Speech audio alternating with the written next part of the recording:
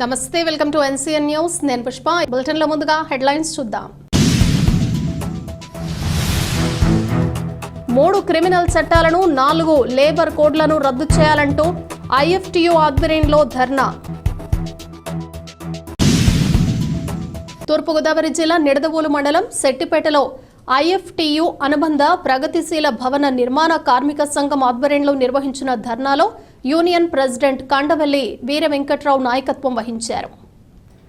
ఈ సందర్భంగా ఐఎఫ్టీయూ జిల్లా సహాయ కార్యదర్శి ఈమని గ్రీష్మకుమార్ మాట్లాడుతూ, ప్రపంచ కార్మిక వర్గం పోరాడి సాధించుకున్న 44 కార్మిక చట్టాలను రద్దు చేసే కార్పొరేట్ శక్తుల కబంధ హస్తాలకు కార్మిక వర్గాన్ని బలిచ్చే విధంగా మోడీ 3O ప్రభుత్వాన్ని తెచ్చి 4 లేబర్ కోడ్లను రద్దు చేయాలని, భారతీయత పేరిట మోడీ ఫాలో సర్కార్ తెచ్చిన 3 క్రిమినల్ నేర చట్టాల సారంలో ధనిక వర్గాలకు మేలు చేసేవిగాను, ప్రజావాణిని అణచివేసేందుకు ప్రజా ఉద్యమకారుల గొంతు నొక్కి జైళ్లలో మగ్గబెట్టేదిగాను, పాలక ప్రజా ప్రతినిధుల కనుసనల్లో నడిచే పోలీసులకు సర్వాధికారాలు కట్టబెట్టడం ద్వారా ప్రతిపక్షాలను కట్టడి చేసే లక్ష్యంతో తెచ్చిన 3 క్రిమినల్ చట్టాలను తక్షణమే రద్దు చేయాలని డిమాండ్ చేశారు.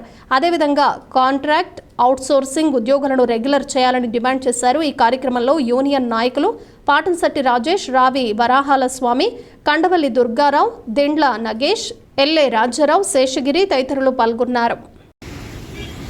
చెట్టిపేట భవన నిర్మాణ కార్మిక సంఘం చెట్టిపేట భవన నిర్మాణ కార్మిక సంఘం చెట్టిపేట భవన నిర్మాణ కార్మిక సంఘం నిడదవోలు మండలం చెట్టిపేట గ్రామంలో భవన నిర్మాణ కార్మిక సంఘం సమావేశం జరుగుతూ ఉంది. ఈ సందర్భంగా ప్రభుత్వం ఇటీవల తీసుకొచ్చినటువంటి 3 క్రిమినల్ చట్టాలు ఏవైతే ఉన్నాయో వాటిని తక్షణమే ఉపసంహరించుకోవాలని చెప్పేసి ప్రభుత్వాన్ని డిమాండ్ చేయడం జరుగుతూ ఉంది. అదే రకంగా కార్మిక చట్టాలని 44 కార్మిక చట్టాలని కుదించి 4 లేబర్ కోడ్లుగా తీసుకురావడం జరిగింది. దీనివల్ల కార్మిక వర్గం తీవ్రమైనటువంటి ఇబ్బందులకు గురవుతూ ఉంది. ఇప్పటిదాకా దశాబ్దాలుగా పోరాడి సాధించుకున్నటువంటి కార్మికులు తమ రక్తతర్పణల ద్వారా సాధించుకున్నటువంటి అనేక చట్టాలన్నింటినీ కూడా మొత్తం రద్దు చేయబడతా ఉన్నాయి. 8 గంటల పని విధానాన్ని ప్రపంచవ్యాప్తంగా కార్మికులు సాధించుకుని దాని నేపథ్యంలోనే మేడేని నిర్వహించుకుంటా ఉన్నారు. కానీ ఆ 8 గంటల పనిని కేంద్రంలో మోడీ అధికారంలోకి వచ్చిన 3వ దఫా అధికారంలోకి వచ్చిన తర్వాత ఈ 3.0 ప్రభుత్వంలో లేబర్ చట్టాలని మొత్తం కుదించడం జరిగింది. 4 కోట్లుగా మార్చారు. 8 గంటల పనిని 12 గంటలకు మార్చివేయడం జరిగింది.